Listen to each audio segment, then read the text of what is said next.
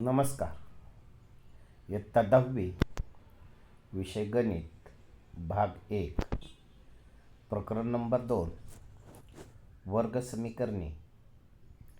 वर्ग समीकरणाचे सामान्य रूप हे ax वर्ग अधिक bx अधिक c बरोबर 0 या स्वरूपात असते.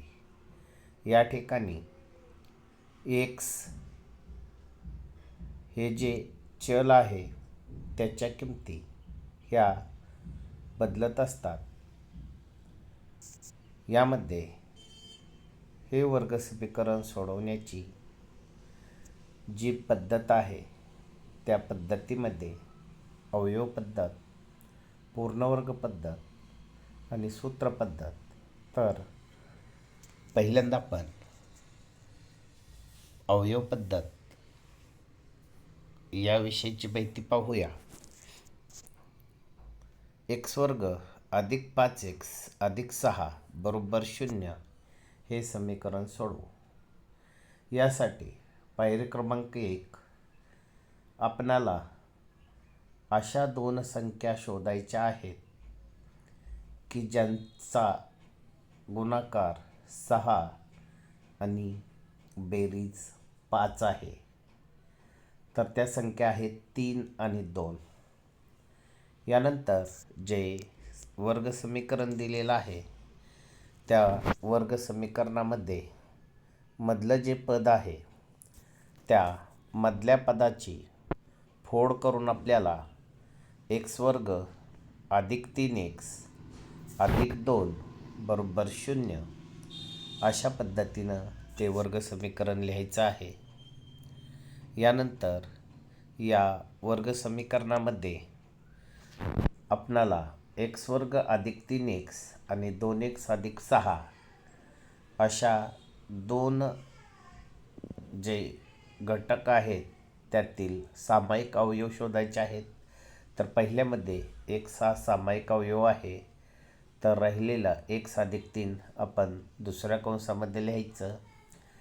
यानंतर 2 सामायिक अवयव आहे आणि x अधिक 3 बरोबर 0 हे दुसऱ्या कंसात. त्यानंतर कंस सामायिक काढूया. म्हणजे x अधिक 3 हा सामायिक कंस काढला तर x अधिक 2 बरोबर 0 असतील. म्हणजे दोन संख्येचा गुणाकार 0 आहे. यामध्ये दोनपैकी आपली एक संख्या जी आहे ती 0 असणार आहे. म्हणून x बरोबर -3 किंवा x बरोबर -2 ही त्याची उत्तरे असतील. यानंतर चिन्हांचे जे नियम आहेत ते नियम आपण पाहूया. यामध्ये बीचं जे चिन्ह आहे दोन्ही चिन्ह जर धन असतील तर आपण जे अवयव पडलेले आहेत त्या दोन्ही संख्यांना बेरजेचं चिन्ह द्यावं. यानंतर बीचं चिन्ह जर ऋण असेल आणि सीचं चिन्ह जर धन असेल तर दोन्ही संख्यांना आपण ऋण चिन्ह देऊन बेरीज करावी लागेल. यानंतर बीचं चिन्ह धन आणि सीचं चिन्ह जर ऋण असेल तर जर सीचं चिन्ह जे आहे ते जर ऋण असेल तर आपल्याला मिळणारे जे अवयव आहेत ते अवयव हे दोन संख्यांची वजाबाकी करून या ठिकाणी पहा दोन संख्यांची वजाबाकी करून आपल्याला ते अवयव मिळतील. म्हणजे हे जे अवयव आहेत त्यापैकी मोठ्या संख्येला आपण धनचिन्ह द्यायचं आहे आणि लहान संख्येला ऋण चिन्ह द्यायचं आहे. जर सीचं चिन्ह वजा असेल आणि बीचंही चिन्ह वजा असेल तर मोठ्या संख्येला आपल्याला ऋण चिन्ह द्यायचं आहे आणि लहान संख्येला धनचिन्ह द्यायचं आहे. याही ठिकाणी आपल्याला वजाबाकीची क्रिया करावी लागेल. आता प्रत्येक प्रकारचं एक उदाहरण पाहूया. यामध्ये x वर्ग अधिक 5x अधिक 6 बरोबर 0.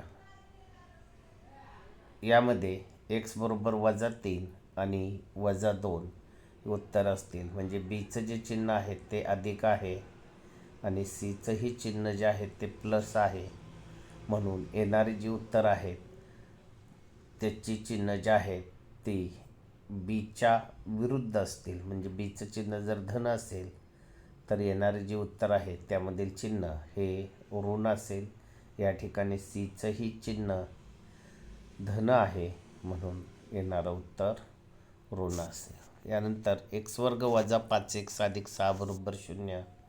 या ठिकाणी बीचं जे चिन्ह आहे ते ऋण म्हणजे येणाऱ्या उत्तराचं जे चिन्ह आहे ते धन असेल आणि बी आणि सीचं जर चिन्ह आपण पाहिलं तर अधिक वजा आहे. म्हणजे अधिक वजा असेल तर वजा म्हणजे येणाऱ्या जी संख्या दुसरी आहे तिचंही चिन्ह धन असणार आहे.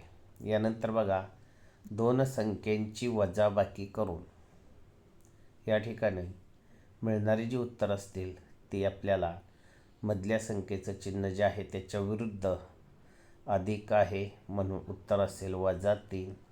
आणि दुसरी जी संख्या आहे त्या दुसऱ्या संख्येचं उत्तर हे -2 असणार आहे. यानंतर शेवटचं उदाहरण, यामध्ये x² - x - 6 = 0. या ठिकाणी दोन संख्येची जे मधले पद असेल ते दोन संख्येची वजाबाकी करून म्हणून x = 3 व x = -2 हे त्याची उत्तरे असतील. अशा प्रकारे आपल्याला 4 प्रकारची उदाहरणं या प्रकरणामध्ये सोडवावी लागणार आहेत. धन्यवाद.